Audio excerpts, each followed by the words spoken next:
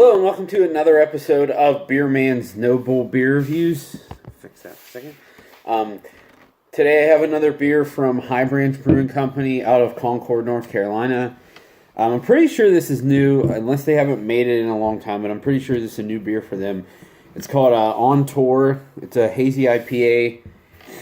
It is, I think, 6.5, but yeah, up here it says 6.5 ABV, and it has Citra, Amarillo, and Brew 1, BRU-1 hops in it. I guess that's a new experimental hop. I'm really not sure. I had never heard of it before, but that's what's in this. It also said it was the first time they used Amarillo in a while, which is interesting. I don't really remember anything they did specifically that had Amarillo in it, but we'll see.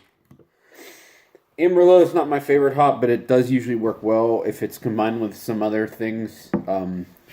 So we'll see how this pans out. But given it's from these guys, I'm guessing it's still going to be pretty good because pretty much all the hoppy stuff they make is really good.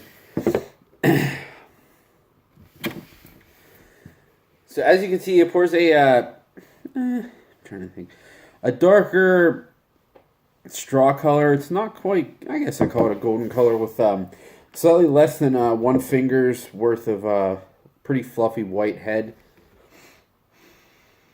That smells really nice.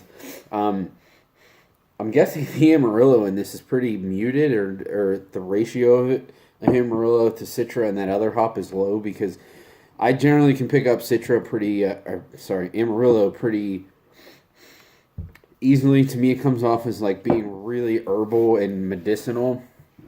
I'm not really getting that at all. There's a ton of peach in this.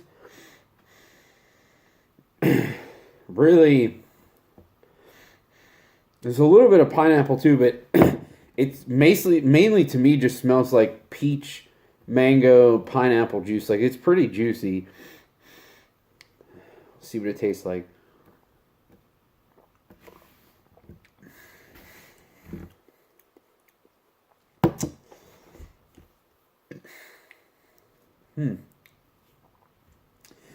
So that's really interesting.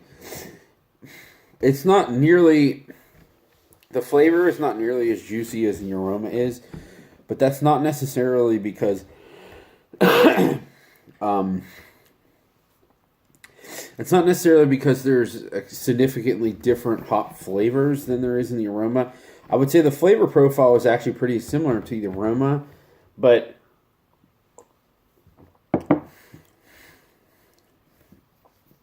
it kind of, and I don't know if this has to do with the malt profile or the yeast or something, but it's just not like, it's not a huge flush of juice all the way through. It has that juicy character, but you get it up front, and then it drops off very, very fast into almost nothing. Like, and that's not to say that it's watery either. It's just very, very dry.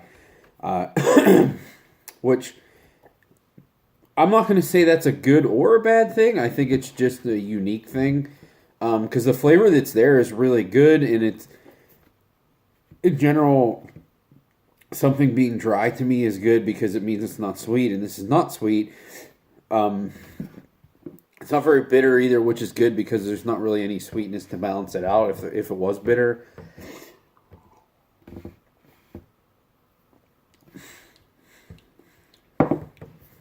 But it's kind of, it's peachy, a little pineapple, and there actually is a little bit of like herbal, earthy character to it, but it's pretty minimal. But it's just like, you smell it, and it smells like it's up here, and then you taste it, and it's kind of still up there, and then it just drops off like that. But to me, that's kind of what makes it, what would make this a really, really good. I mean, I'm not going to call it a session beer because it's 6.5 ABV, but I feel like you could drink a lot of this and not get tired of the taste because it is really dry. It doesn't really stick on the tongue that much. but for what is there, it's really tasty. So, and this one, I think this was $17 a 4-pack. I think they bumped all of them up like $1, which is fine with me. I understand costs go up, so it's like $4.25 a can. This is definitely worth it for me. It's not my favorite hoppy beer from them, but I would say it's probably in the top half. But again, saying my favorite from them is a huge compliment because I like all their stuff, and saying it's in the top half is a good compliment because I like pretty much all their stuff. So even if it's in the lower half, that doesn't mean it's a bad beer. But this isn't. I would say this is in the upper half. It's not as good, in my opinion. It's not as good as the For Keeps that I just reviewed recently, but it's still up there. It's a really nice beer, and it's still better than most hazy IPAs that are being made right now, in my opinion. So this is still a buy for me. These guys are absolutely killing it. With the new Bossman cans they did with the Imperial Stouts, those are great. They're doing some good sour stuff.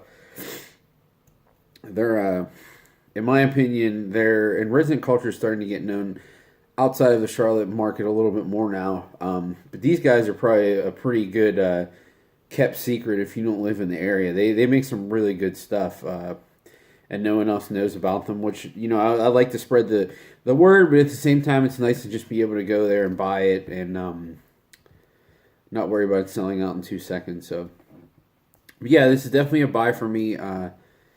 If you want to, let me know. I can hook you up. Probably, I don't think they sold out today. They'll probably have it for another week, so I can grab some. But I think that's all I got on this one. Please like, comment, subscribe. Let me know what you think, and I look forward to doing the next one. Thanks.